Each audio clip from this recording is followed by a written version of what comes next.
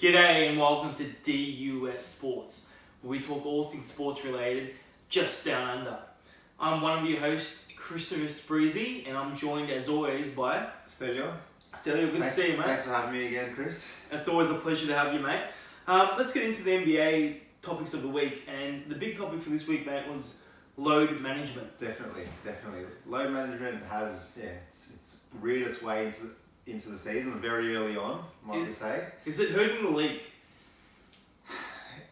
As a whole, I think load management is more of an issue towards the end of the year. Once seedings are known, once the conference seedings are generally known, players will generally be rested to keep them nice and fresh for the end of the year. It's a bit early now, isn't it? It is a bit early. Yeah. So I wouldn't say it's an NBA issue right now, but I think it's more of a Kawhi issue. He's the main. Right now.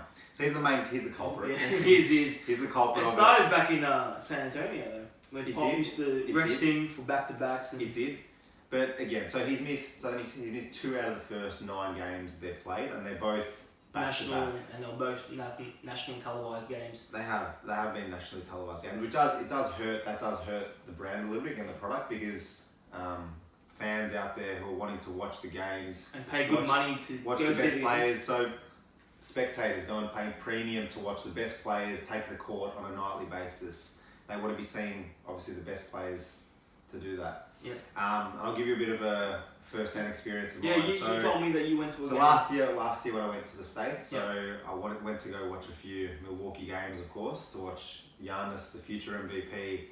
It's pretty cool. I'm a bit jealous right now, I'm not going to lie. So I booked, as soon as the schedule came out, I went and had a look at, when I'm going to be over in the US, which games do I want to go to, which games am I able to go to. So I locked in, I think it was Milwaukee Clippers at Staples, Milwaukee Golden State at Oakland, at Oracle, at the old Oracle, and also Milwaukee Memphis in Milwaukee. That's pretty cool. So having a look at those games, I wanted to get really good seats as well. So I think it was actually pretty much this time last year at Staples that they played the Clippers. So I was actually almost courtside, beautiful seats, and got to watch Giannis in action. From one of the most incredible experiences watching. It's one thing to watch on the TV screen.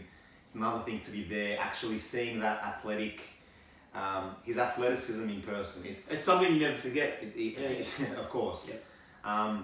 And going there, having spent a premium to get those tickets, if he was to be load managed and be pulled out last minute, someone coming from Australia and spending all this money, it would have been devastating. Oh, it would have been. Yeah. It would have been. And I've actually, again, if you're being injured or something like that, that'd be different. Yeah. That's obviously the risk when you book so far in advance. Yeah. And you have always that risk. If you want to leave from a country like Australia or anywhere to go to the US to watch the NBA, obviously that's the risk. Yeah. That one of the top players gets injured. But if it's through load management, I'd be very annoyed as a spectator.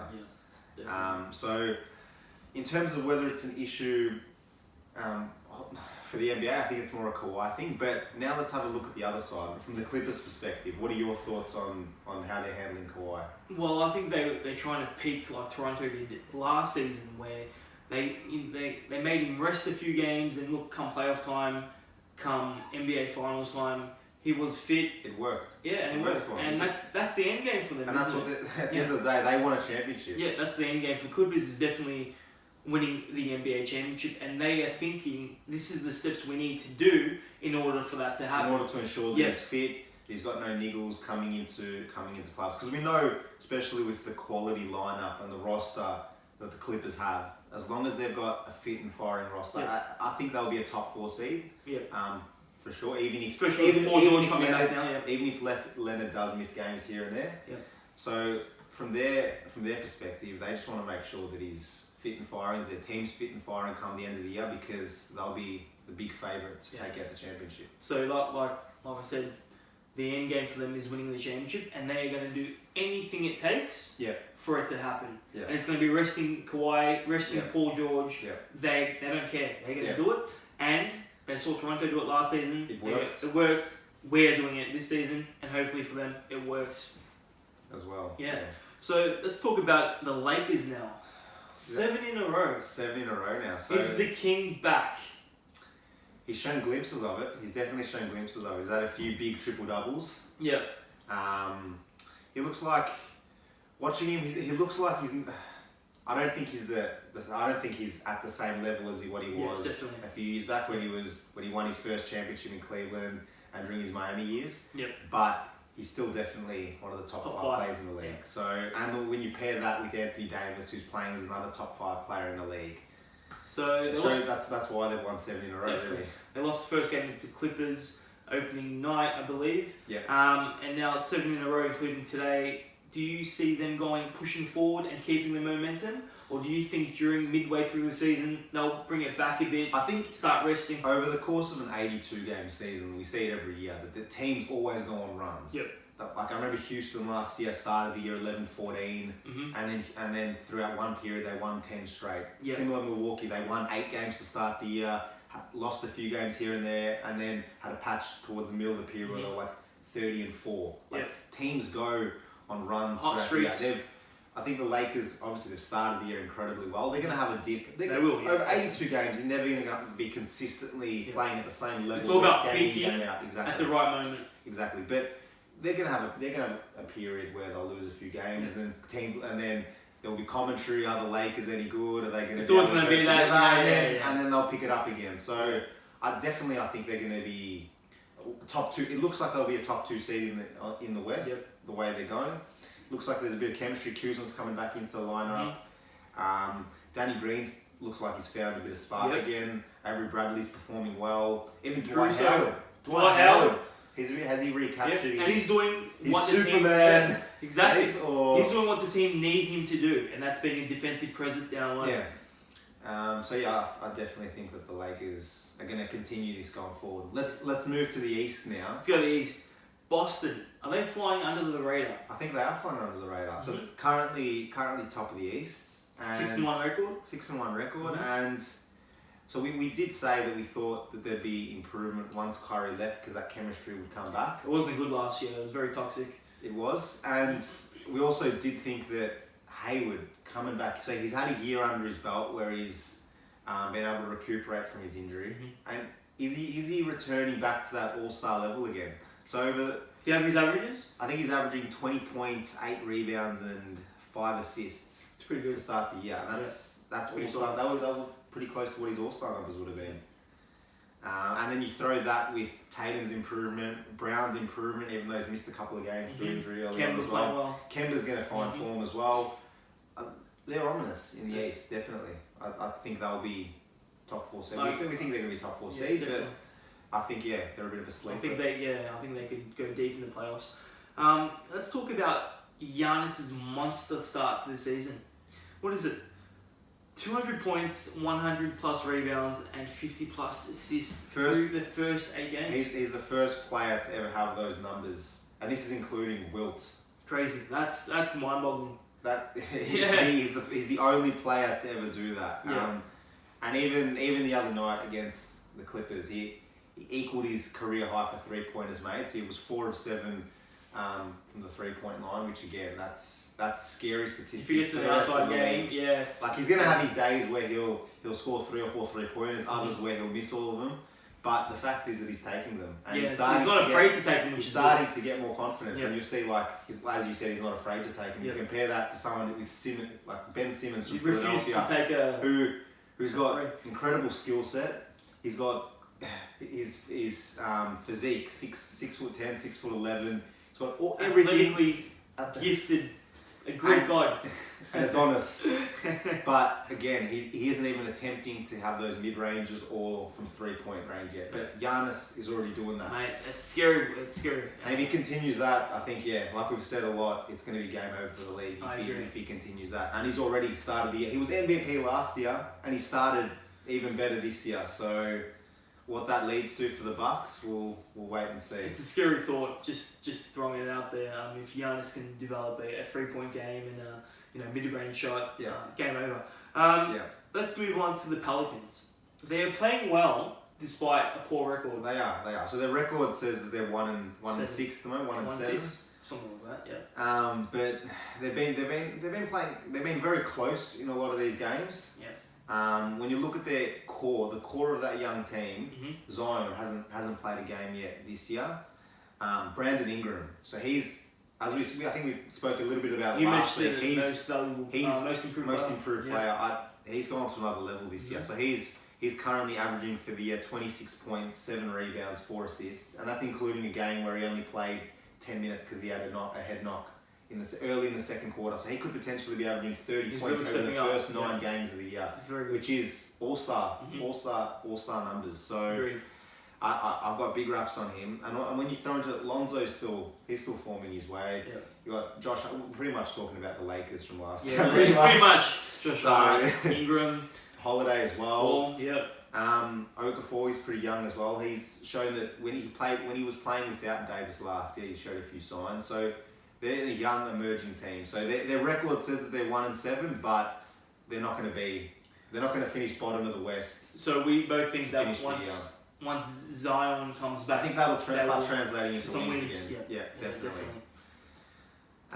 So from the Pelicans, let's move on to some an individual performance we saw today. An incredible career high for Lillard, scoring 60 points. That's in a loss. And that's the thing. That's my next point. He dropped 60 points, and they still managed to lose. And what does that say for Portland and the way that they've started the year as well? Well, so they're 11th in the West with a 3-6 record. They're not playing well. I know a few people had some high hopes for Portland going into the season, but they just haven't gelled. They haven't gelled.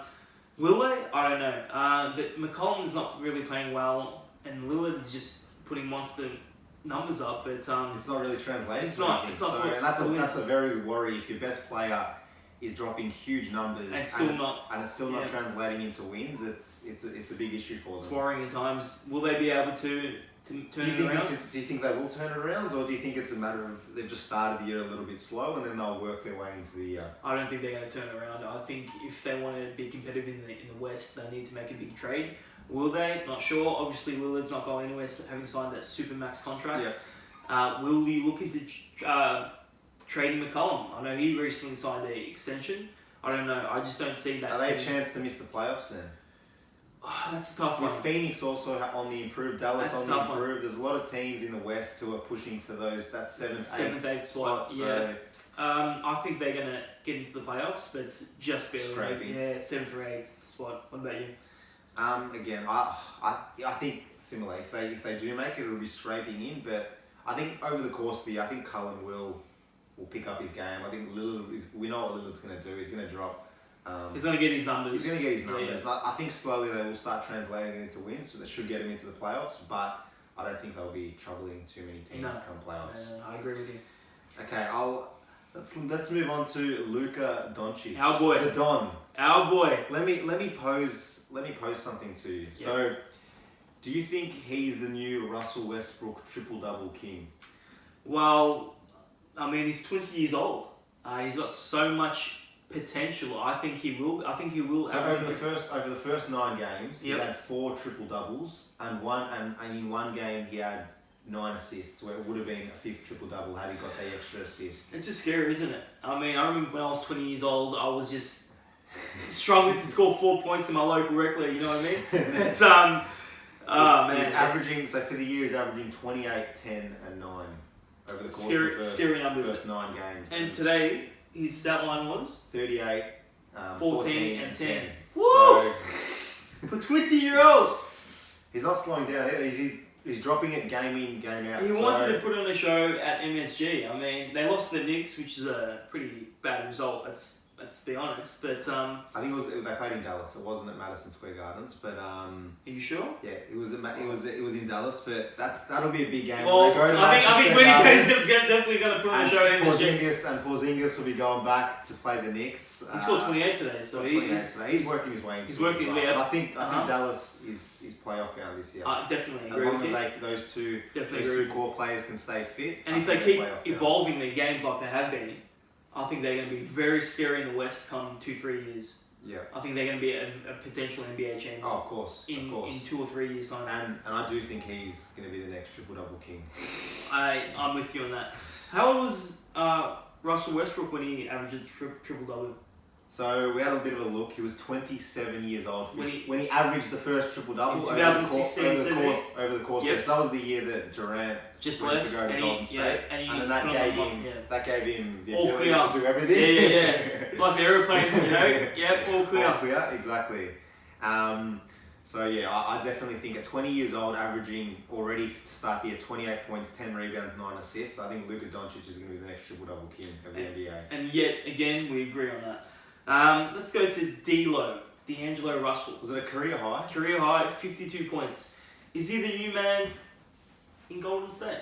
Well, with Curry now going to miss, apparently reports are that he's going to miss the rest of the year with that hand injury. It's worse than first thought. So they don't see the need to rush him. Or they shouldn't rush him back. Yep. They shouldn't rush Clay back either now. Yep. They should just let both of their superstars recuperate, get them fresh for next year. Mm-hmm. Draymond's, he's not really the man. He feeds off the other superstars. He's more of an energy guy, isn't he? He facilitates, he brings that energy, brings that hustle, brings that toughness.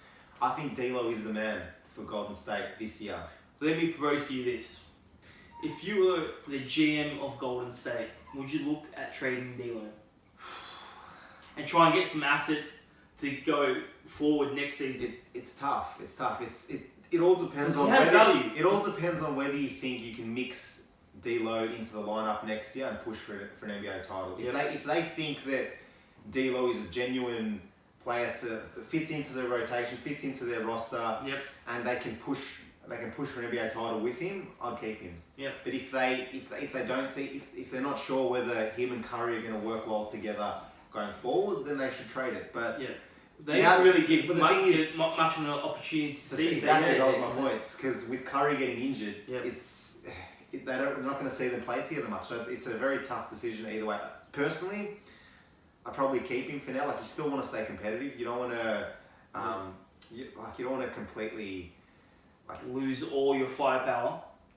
And for this year as well, like you want to bring the crowd in. Especially they moved to a new stadium as well. So with D'Lo dropping 50 points, there's something for the crowd. There's something to be excited about. To get excited about, exactly. So I think that they should keep him for now and then reconsider that going into the next NBA season. I agree with you. So for this season, I think they should keep him, let him be their man, and see what happens. I do think that he's trade bait though. I don't see. But the thing is, if he's averaging huge numbers, then that elevates his trade bait going into next year. So I don't think there's no need to rush. No, there's no need to rush. There's no need to trade. I just don't see him part of the Golden State Warriors' long-term plans. That's all. Well, I don't think they should trade him this year. If they are to trade him, I think they should let him destroy it this year. Put up huge numbers. Get the value as high as possible. And then if they decide that it's best for him to move on, then make the trade going into next year rather than mid-season this year. I definitely agree with you on that, and we'll see where that goes in the coming months. Looking forward to seeing how D'Lo performs going forward for Golden State. I think that about wraps it up for today, mate. It does. Thank you for joining me, and thanks for having me. Where can people find you? So we'll put our details down in the bio. In the description. Also, please follow us on Instagram at D.U.S_sports. And if you like this video, please give it a thumbs up and subscribe to the page. We'll see you all next week. Thank you. Thanks.